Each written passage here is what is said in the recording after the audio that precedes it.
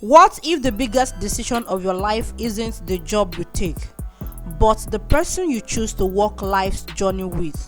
One wrong I do can shatter years of hard work and purpose. One misplaced I love you can drown the voice of destiny you were born to fulfill. In a world where love speaks louder than wisdom, it's time to pause and ask, who really is Mr. or Mrs. Right? Beyond the looks, the wealth, the sweet words lies a deeper truth.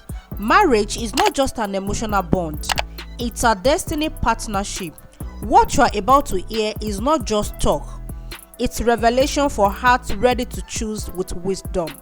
Welcome to Zion Streams TV. The conversation you want us to have today concerns one of the most important decisions you will ever make in your life. Talking about your spouse, how to choose your husband, how to choose your wife, that is one of the most important conversations you can have. Now, a good place to start always is with yourself. And the good place to start that is with yourself is first to have an understanding of who you are. I'm a firm believer in not getting committed into marriage until you have a sense of yourself. And why is that important? How do you know the right person for who you are and for the journey that you seek for your future if you don't have a sense of who you are? Everybody can seem right, but every right person might not be the right person for you. And when it comes to marriage, it's about the specific. It's not that, oh, this guy is a great guy, this girl is beautiful, she's nice, she's that. Is she the right person for you? Is he the right person for you? Which is the real question about whether it's Mr. Right or is Mrs. Right. Is Mr. Right for who or Mrs. Right for who? And you cannot get to that answer except you first understand who you are. So your first investment is in self-assessment. Who am I? Where do I want to go? What is my long-term vision? What are my values? At the end of my days, how do I want my story to end? What am I working towards? How do I want to finish? What are the things that are important to me? What values drive my life journey? What values impact the decisions I make every day? What is the end game? When I'm 70, 80, 90, 100, and I'm looking back, what is it that I really would like to see in that end game of my life? When you have a sense of that, when you invest in your self-assessment process, when you are able to reflect on your journey and arrive at a somewhat understanding, you won't always have a full picture because life is an adventure. There's a lot of our life that will be revealed to us along the line, but there are some fundamentals that are key that we must own and that we must use as guiding tools for making the right choices along the path of our life. And it's those things that we must bring to bear when we're considering who is right for us and who is not. Let's say you're a girl,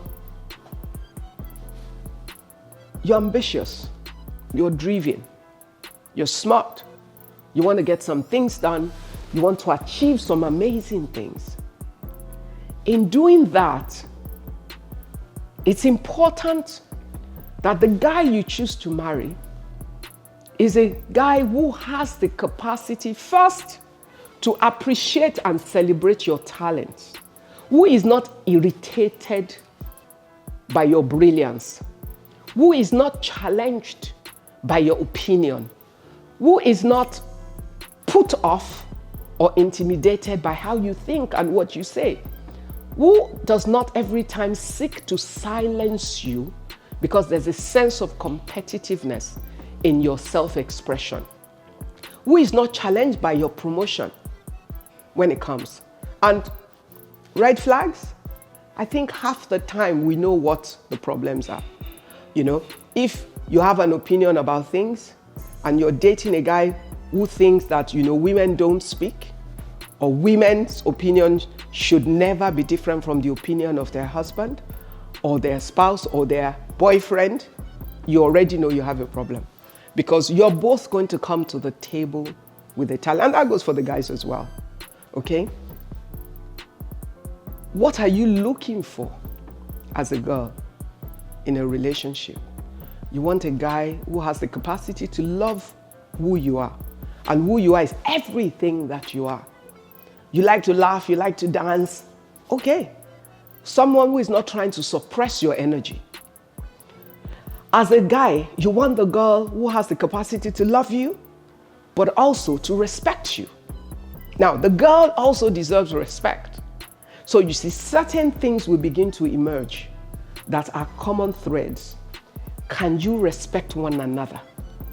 Can the girl respect the guy? Can the guy respect the girl? Do you have the patience to listen to one another's opinion? Does your opinion count? Do you allow the opinion of your partner to come into consideration? You might not agree with it, and it's okay. You won't always agree, but can you respect their opinion and say, look, I understand what you want to do. I understand what you see, but this is why I think we should go this way. And not having the same opinion is a way to reveal how you can mutually respect one another. Because I don't agree with what you think, but I can respect how you feel or what you think.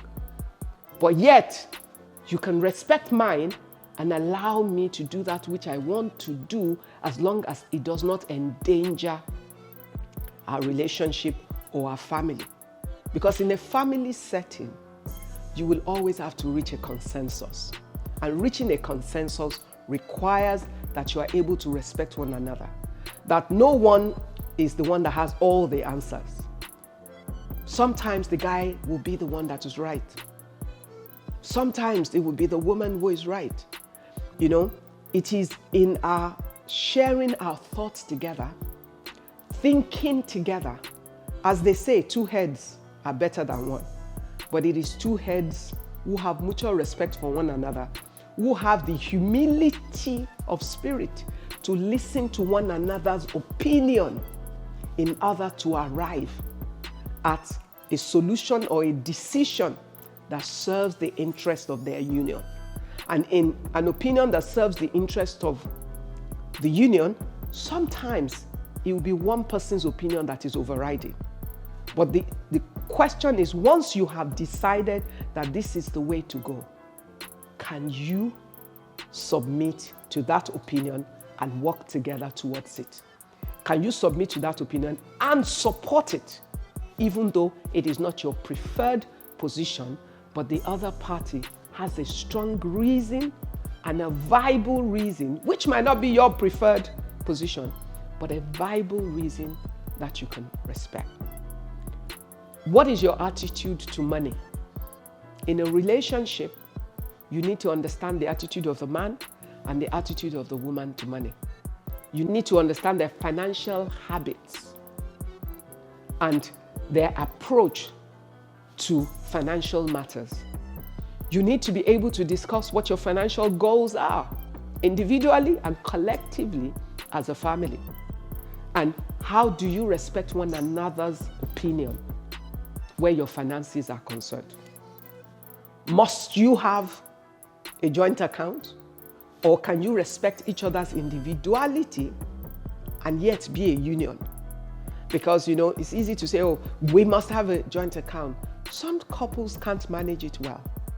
And there's nothing wrong with that. But it doesn't mean they do not pull finances together for the family, but they come from their individual purses to a collective decision and application. Is that possible? Or will one's opinion force the other against their will to submit to the other's will? Financial respect, financial position, financial attitude is a key factor in determining Mr. and Mrs. Right. Is one responsible with money? Is the other responsible or irresponsible? Can you plan together for your family finances? Are you able to trust each other in terms of the management of your family finances based on your financial habits? Those are questions you need to be able to discuss. Do you have the vision for your family that is clear between both of you? I only want one child. I want two. I want three. Can you agree? If you agree to have two children and something happens and you have a third pregnancy, will the other party be so committed to their vision of two children that they're going to insist that even in a marriage, you must abort? Consider how they respond to situations, especially when it's not working according to their plan or it's not working in line with their own choices. It's important to be able to understand that. What are your values? What is your right? What is your wrong? What is his right? What is his wrong? Are you the wife that would push? Will you be the wife that will push the husband to bring money at all costs? Which is why attitude to money is also important. Or are you the husband that will encourage the wife to do whatever it takes to get what you want from her? Your values. How will you relate to your families? Respectfully, lovingly, welcomingly? Or you're the person who likes my husband and I only, my wife and I only? You already have a problem if the girl comes from a family that's very together, very united, they like hanging around each other, they love being with each other, and all that. And if the guy likes my husband and my wife and I only, and the girl likes my husband and I only, because it means you're going to give up who you are for who he wants to be. Are you comfortable with that? Can you do that? Some of these things we ignore become the main issue in marriage.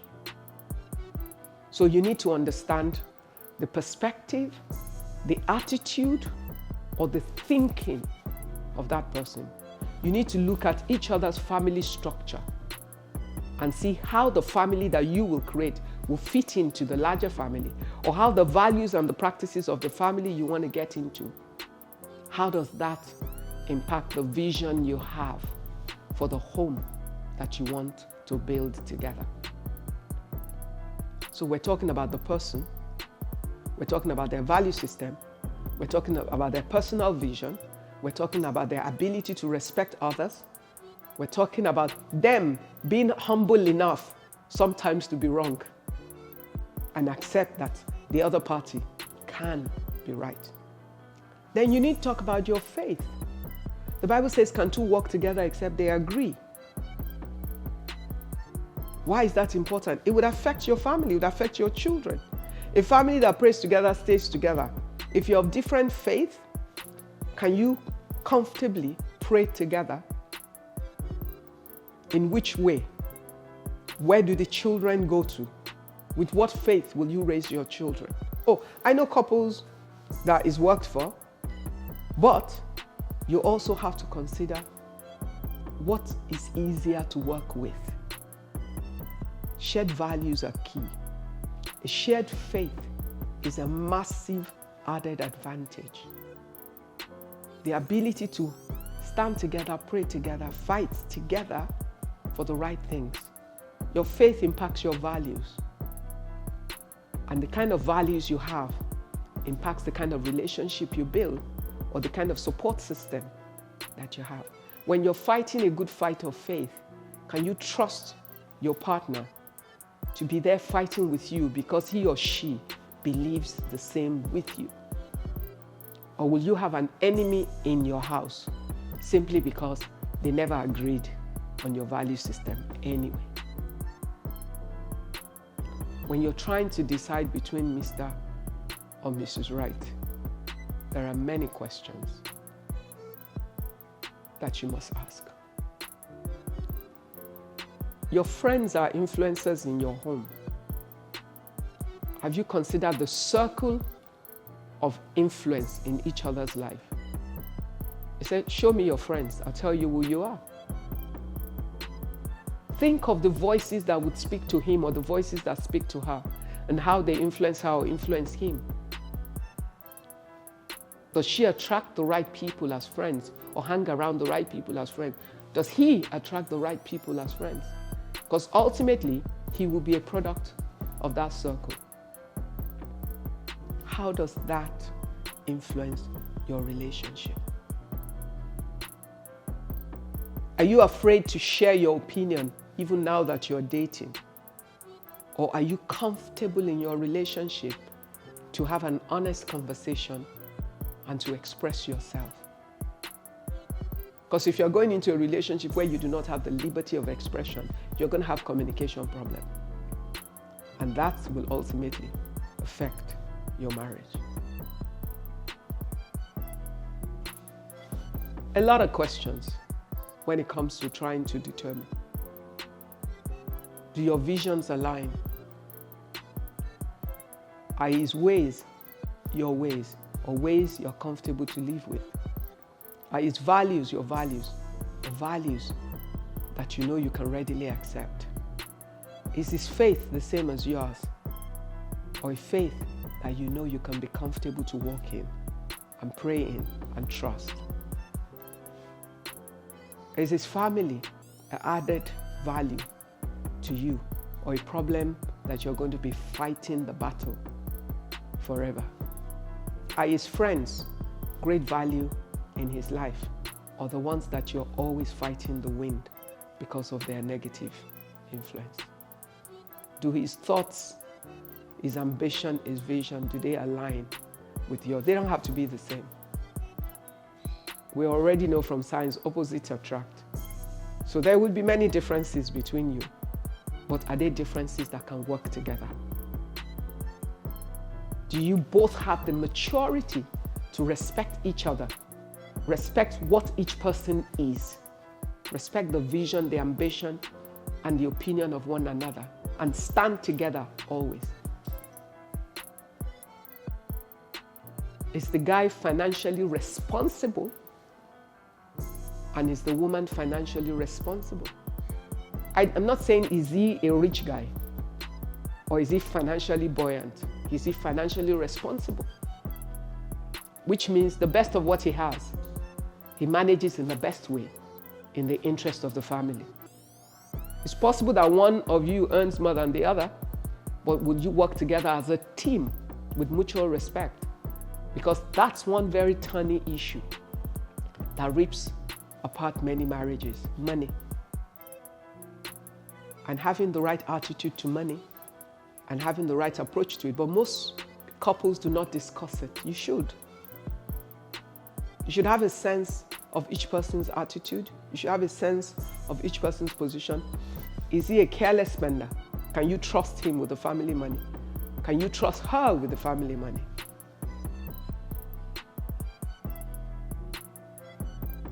A lot of questions. But for each couple, the answers are yours. You need to make sure you answer those questions. And that makes communication key in a relationship. Communication is key. Transparency is key. And honesty with one another. It's possible you had some past that you're embarrassed by, but it's probably better to be transparent about it, so nobody has a secret they're holding over your head to use against you. If you are open about the things that have happened in your life at any stage, and the other party is comfortable with it, and you progress, it becomes a non-issue, and nothing anyone can blackmail you with. The toughest and the most important decision you will ever make in your life is about the partner that you marry. When you find a couple that are fully aligned in terms of their vision, I don't mean they have the same, but they're aligned. And they can agree. There's almost nothing that can stop them. There's nothing they can't achieve. For those who are Christians, the Bible says in the place of unity, God has commanded his blessings.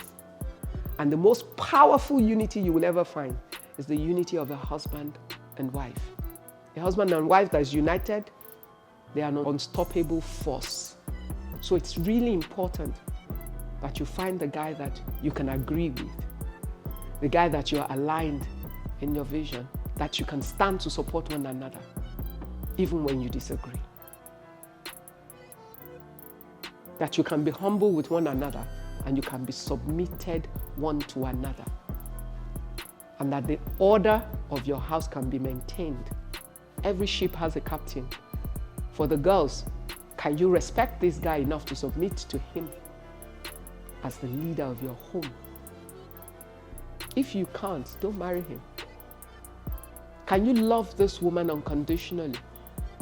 Oh, she has some weaknesses, so do you. He has some weaknesses, so do you. Can you love each other despite your weaknesses and accommodate it and work with it? Not just because you want to say I do and get married, but because you know that I can accommodate, that there's so much of him that I love that makes up for the weaknesses, as we all have. The question on Mr. and Mrs. Right at the end of the day is personal. But some of the things I've raised, I believe, are issues just to draw attention to the matters that we must consider.